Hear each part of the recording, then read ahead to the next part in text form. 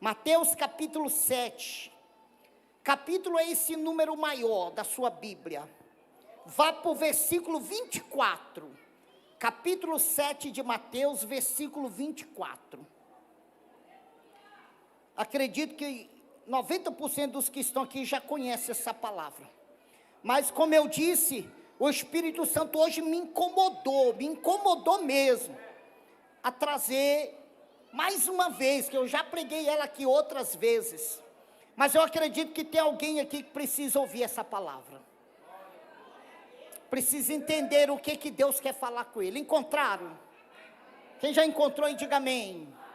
Graças a Deus. Mateus, capítulo 7, versículo 24. Mateus, capítulo 7, versículo 24. O texto acima diz assim, os dois alicerces. Todo aquele, pois, que escuta estas minhas palavras e as pratica, é semelhante ao homem prudente, que edificou a sua casa sobre a rocha. E aquele que ouve estas minhas palavras, versículo 25, e desceu a chuva, e correram os rios, e assopraram os ventos, e combateram aquela casa, e não caiu, porque estava edificada sobre a rocha. E aquele que ouve estas minhas palavras, e as não cumpre, compará-lo-ei ao homem insensato, que edificou sua casa sobre a areia. E desceu a chuva, e correu os ventos, e assopraram sobre ela, e combateram aquela casa, e caiu, e foi grande a sua ruína. Amém? Amém? Feche a sua Bíblia, bote ela no colo, use essas duas mãos lindas e glorifique a Jesus.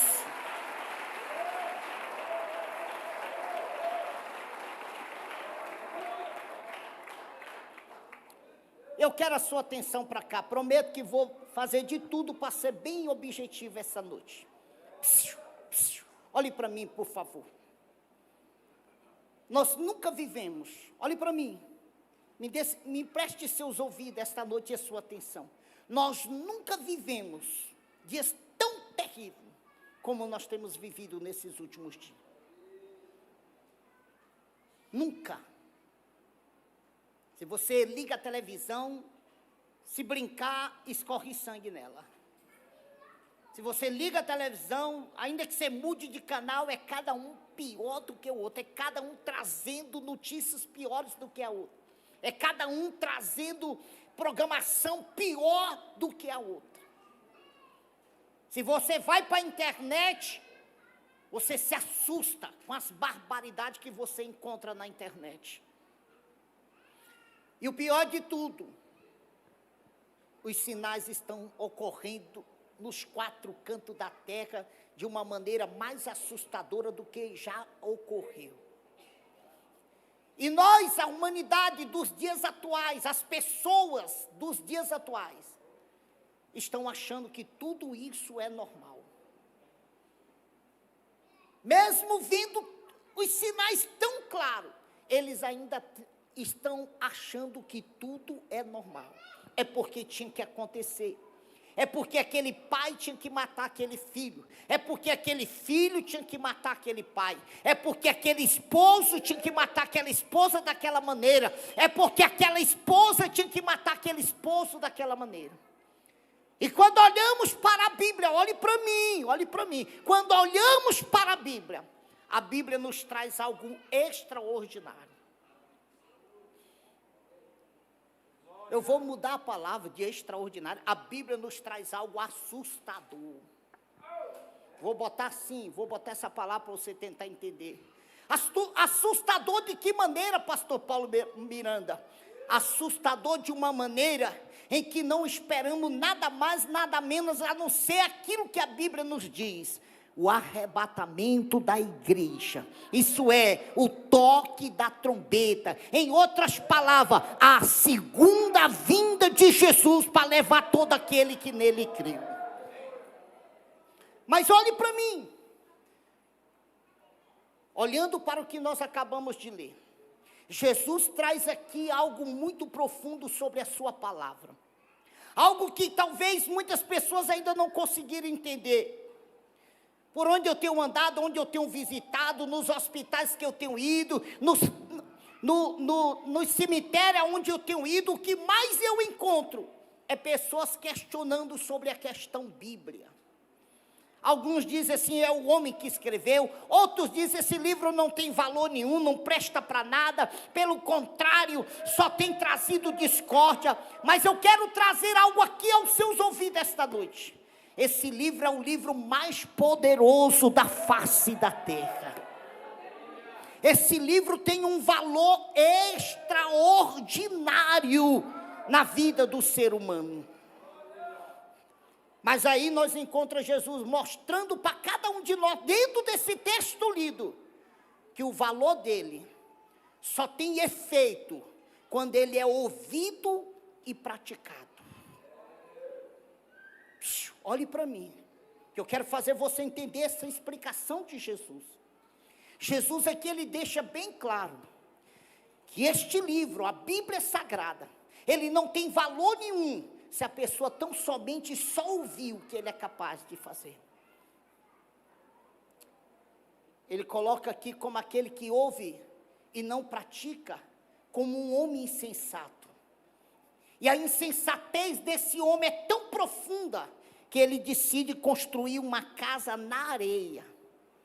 Mesmo sabendo que o vento vai dar naquela casa, que a tempestade vai dar naquela casa, que edificando ele aquela casa naquela areia, ela vai uma hora cair, ela vai uma hora se autodestruir. Mas mesmo ele sabendo, ele determina e cumpre a sua insensatez. Isso é, olha o que Jesus explica, o que é o insensato.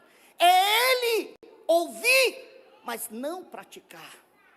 Isso é, não adianta nada ele saber que edificando aquela casa na areia, não adianta ele ser advertido e ele fazer da mesma maneira. Ele edificar, mesmo sendo conhecedor que o vento vai derrubá-lo. E aí Jesus traz essa explicação do insensato e do valor da palavra. Do que adianta ele saber e não praticar. Essa palavra ela não tem valor, na verdade, só na sabedoria, só no conhecimento do que ela traz. Ela não tem efeito, olhe para mim, ela não tem efeito, ela não traz nenhuma edificação e nenhuma eficácia na vida do pecador, quando ele tão somente só se torna ouvinte dela. Quem está me entendendo aí, diga amém. Eu conheço pessoas que conhecem essa palavra de Gênesis, Apocalipse, e não conhece só de ler não, decorou, conhece tanto que chegou a decorar na mente, mas não pratica nada do que conhece, não tem nenhuma prática no conhecimento que ele adquiriu dela, e se não tem prática, não vai ter efeito. Se não tem prática, não vai ter mudança. Se não tem prática, não vai ter arrependimento. Se não tem prática, não vai ter edificação. Por isso, muitas pessoas têm desvalorizado esta palavra, por não entender isso. Por não entender que a prática dessa palavra vai levar aquela pessoa a alcançar aquilo que ele quer. Se não tem prática, não há salvação, escute bem. Jesus, ele deixa bem claro o que acontece quando aquela pessoa ouve e pratica. E o que acontece quando aquela pessoa ouve e não pratica. E Jesus traz duas comparações tremendas. Ao que ouve e pratica, Jesus coloca ele como prudente. E ao que ouve e não pratica, Jesus coloca ele como insensato. E o mais terrível de tudo, se pegarmos essas duas classes e compararmos as advertências da Bíblia, quem vai lamentar quando a trombeta tocar? O insensato. Quem vai sofrer quando a trombeta tocar? O insensato. porque ele era conhecedor, ele era sabedor. Quem vai correr para os cultos, ou para as igrejas, para os templos, batendo na porta, querendo entrar, querendo tomar a decisão que ele deveria ter tomado bem antes, e não tomou, querendo fazer a aliança que ele deveria ter feito bem antes e não fez, porque a insensatez da vida dele cegou seus olhos, porque a insensatez trancou seu coração, impediu dele praticar aquilo que ele sabia que devia praticá-lo. E nós estamos vendo, olhe para mim, nós estamos vendo todos os sinais vindo de encontro a esta palavra. Só resta uma coisa. Olha, tudo que a Bíblia traz sobre a vinda de Jesus já está se cumprindo. Só está restando uma coisa. Só está restando a trombeta tocar. Só resta a trombeta. Pega a Bíblia, comece a ler ela de Gênesis a Apocalipse, você vai ver. Você vai ver se cada profecia que foi deixada aqui não está se tornando real, não tem se tornado real. Cada momento que passa, uma das últimas profecias seria justamente o quê? A frieza espiritual. Isso é a queda do amor para com Cristo. Quantas pessoas têm se afastado de Cristo? Quantos têm deixado de seguir a fé? E o que é isso? A morte do primeiro amor, a queda espiritual, a apostasia, a Bíblia chama de apostasia. Mas olha, a Bíblia também diz, bem-aventurado é aquele que ainda está firme na fé. Bem-aventurado é aquele que ainda crê, que ainda mantém a sua esperança acesa, sabendo que a trombeta vai tocar, sabendo que a palavra vai se cumprir. Escute, eu não quero ir além, mas eu quero que você hoje pare um pouquinho, meu amigo. Nós temos nos preocupado com tanta coisa. Temos nos preocupado em construir, em conquistar carro, em conquistar casa, em conquistar sonhos. E temos desprezado a maior advertência das Escrituras Sagradas, a salvação da nossa alma. Olha, nós temos desprezado a salvação da nossa alma. Quantas pessoas têm desprezado essa advertência bíblica? É como se nunca, nada tão terrível tivesse acontecido no passado. É como se, por mais que nós pregadores pregamos, aquelas pessoas não conseguem crer. Aquelas pessoas não conseguem entender, não conseguem ouvir, não conseguem compreender. E estão levando a vida aí de qualquer jeito. Não é do jeito que eu dou conta, é do jeito que eu consigo, eu vou viver assim. Só que nós estamos vendo isso. Olhe para mim. Jesus foi bem claro nessa explicação aqui dos dois alicerces. Jesus disse, bem-aventurado é aquele que ouve a minha palavra e pratica. Ele é semelhante ao homem prudente que edificou a sua casa sobre a rocha. Vai vir vento, vai vir tempestade, vai vir chuva, vai vir tudo de mal, mas ela vai permanecer em pé, ela vai permanecer firme, nada vai conseguir derrubá-lo. Para você que não entendeu ainda, Jesus está dizendo, bem-aventurado é aquele homem, é aquela mulher. Quando ele fala casa, ele está falando de nós, ele está dizendo, bem-aventurado é aquele homem, é aquela mulher, que ouviu a minha palavra e se tornou praticante dela, e se edificou na rocha, e vai vir tempestade sobre ele, vai vir vento, mas ele vai permanecer firme na fé.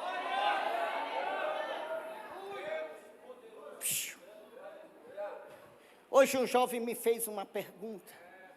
Eu tenho quase 7.000 pessoas no meu WhatsApp, já não estou dando conta de enviar tanta mensagem. E às vezes eu passo o dia quase todo para tentar responder um pouco das milhares de mensagens que chegam até a mim. E hoje um jovem me fez uma pergunta interessante. Ele disse, pastor, Eu tenho acompanhado as suas orações, eu tenho acompanhado as suas mensagens que o senhor manda. O senhor manda para minha mãe me manda, já até me botou no grupo. E a pergunta dele foi: o céu existe mesmo?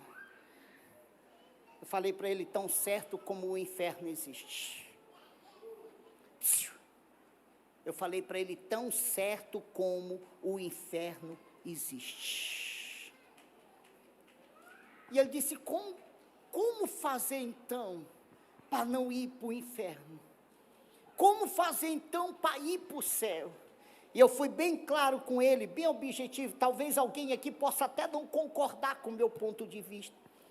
Mas Jesus, quando chamou seus discípulos e lhe deu uma missão, Jesus deixou bem claro, dizendo: ide, pregai o evangelho a toda criatura. E aquele que crê e for batizado, ele será salvo.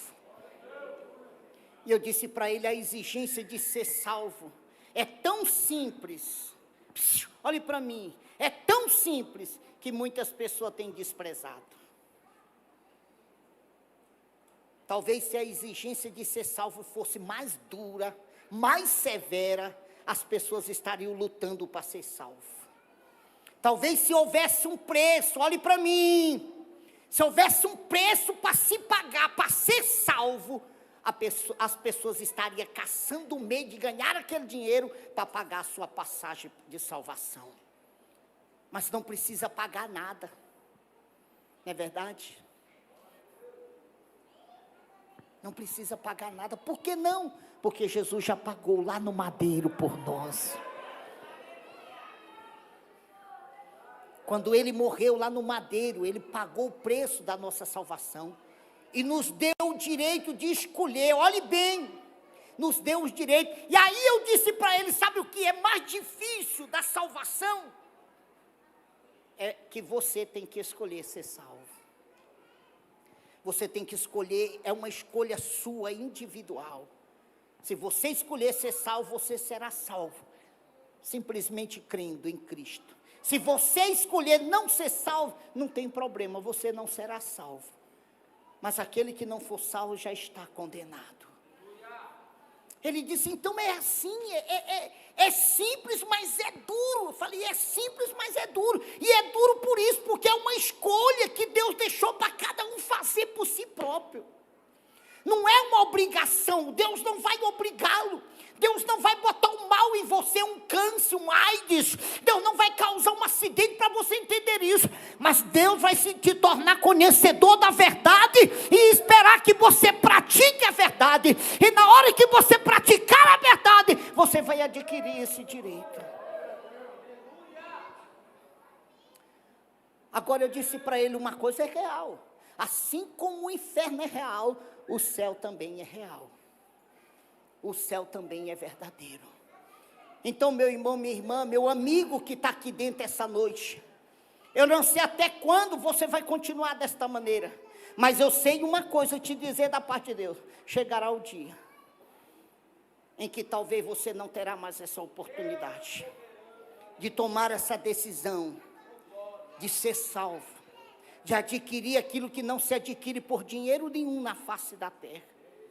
Se adquire simplesmente por um ato de fé. Vou colocar assim para você entender: se adquire por um ato de fé. Porque você tem que ouvir a palavra, crer na palavra e tomar a decisão de salvação ou de condenação. Mas isso aqui que Jesus deixou sobre os dois alicerces é real. É hora de pararmos. Olhe para mim, já vou fechar minha Bíblia. É hora de pararmos e fazermos uma reflexão da nossa vida. Não sobre o que ganhamos ou o que perdemos, mas sobre o direito de vida eterna ou sobre o direito de condenação eterna. É hora de pararmos e fazer essa reflexão. Pegue os sinais, está tão fácil fazer essa reflexão. Pegue os sinais. Olhe o mundo, a situação que o mundo está hoje. Dê uma olhada para nossas crianças. Dê uma olhada para a nossa juventude. Dê uma olhada para as leis. Não precisa ir longe não, olha as leis que estão sendo criadas. Olha, se pararmos para fazer uma reflexão bem clara, o mundo está fazendo isso, está invertendo. O que era errado, O que era errado e o que é certo. É verdade ou não é? É uma realidade ou não é? É uma realidade pura, está invertendo. Se nós pararmos para fazer uma reflexão, o mundo está se tornando isso. O mundo está invertendo. O que era certo está virando errado e o que é errado está virando certo.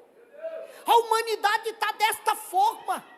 O que há 5 anos atrás era errado, hoje é certo. E ai daquele que tentar dizer que está errado, porque ele é até morto ou apedrejado.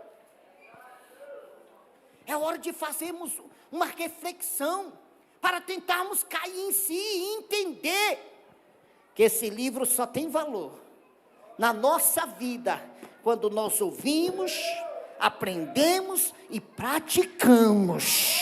Sem a prática, nós vamos continuar na questão do insensato.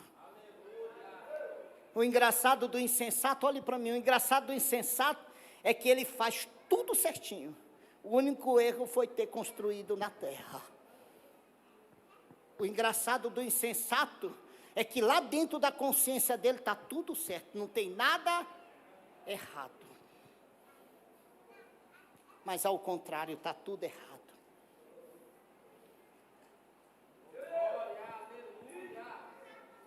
Faça uma reflexão essa noite. É a segunda noite desta campanha que tem esse tema, águas que cura. Mas o Senhor não te trouxe aqui só para te curar, porque isso aí para Ele é coisa simples. Mas Ele te trouxe aqui para te fazer entender que há algo muito mais tremendo do que uma cura de uma doença, a salvação da sua alma. A preocupação dele aqui não foi só te trazer para você ver com os olhos que ele é capaz de fazer. Não, que ele é capaz de quebrar uma bruxaria, uma feitiçaria. Que ele tem um poder maior do que o poder do diabo. Não, a vinda sua aqui através da pessoa do Espírito Santo foi tentar fazer os teus olhos se abrir e você entender o valor da prática da palavra.